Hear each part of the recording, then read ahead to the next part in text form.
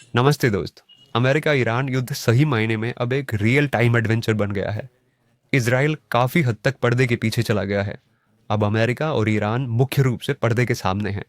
किसी भी ओर से देखें, इस युद्ध की तीव्रता अब सिर्फ बातों में नहीं, बल्कि जमीन, हवा और समुद्र में हर जगह समान रूप से जारी है, और कोई किसी को बख्श नहीं रहा।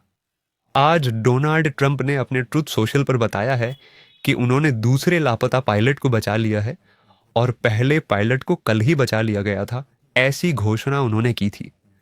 लेकिन इन दोनों को लेकर सबसे ज्यादा भ्रम पैदा हुआ है, क्योंकि अमेरिका दावा कर रहा है कि उन्होंने इस पायलट को बचा लिया है।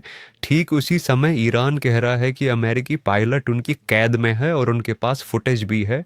वे ये सब दावा कर रहे हैं, लेकिन अंततः दोनों तरफ से दुष्प्रचार है, सच्चाई है, और विश्वसनीय स्रोतों की बहुत कमी है। आप किसी भी तरफ देखें तो अब मामला कहाँ आ पहुंचा है। ये बहुत खतरनाक स्थिति में पहुंच गया है, किसी भी तरह अंदाजा नहीं लगाया जा सकता। तो अगर थोड़ा गहराई से विश्लेषण करें तो एक बात साफ है कि अमेरिकी पायलट जहां गिरा है या जहां वह है, उसकी लोकेशन सबसे पहले यूएसए को पता चलेगी। वजह यह है कि हर अमेरिकी पायलट जब मिशन पर जाता है तो उनके पास एक डिवाइस होता है जो हमेशा उनके साथ रहता है। वह डिवाइस CSEL है। ये डिवाइस मूल रूप से बोइंग का बनाया हुआ एक छोटा सा डिवाइस है, नोकिया एलोन 10 जैसा। इसमें कोई अतिरिक्त फंक्शन नहीं है, सिर्फ इससे वे एक लोकेशन एड्रेस और कुछ छोटे मैसेज भेज सकते हैं।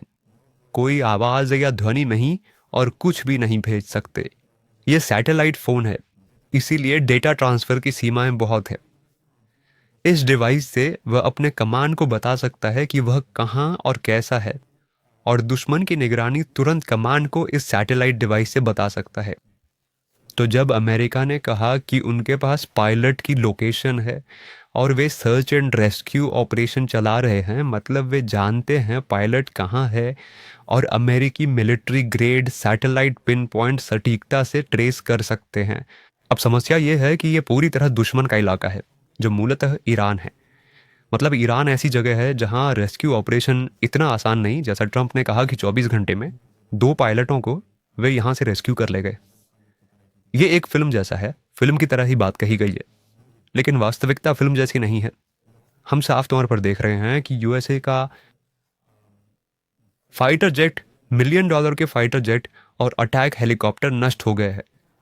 यहाँ एक और तर्क लगाइए कि अमेरिका एक पायलट को बचाने के लिए, जैसा वे कह रहे हैं, सैकड़ों विमान और कमांडो तैनात किए हैं। ठीक उसी जगह उनके 2 ब्लैक हॉक पूरी तरह नष्ट हो गए हैं। C-130 हरक्यूलिस टाइप सपोर्ट पूरी तरह से नष्ट हो गया है, और A-10C भी नष्ट हो गया है। अब एक पायलट को बचा लिया गया है, वो रहा। बाकी सब छोड़िए, ब्लैक हॉक के क्रू और पायलट कैसे बचे? वे भी तो जरूर नष्ट हुए होंगे, क्योंकि ब्लैक हॉक में कोई निकास नहीं होता। ब्लैक हॉक यानी इसके रोटर के पास कोई भी नष्ट हो जाएगा।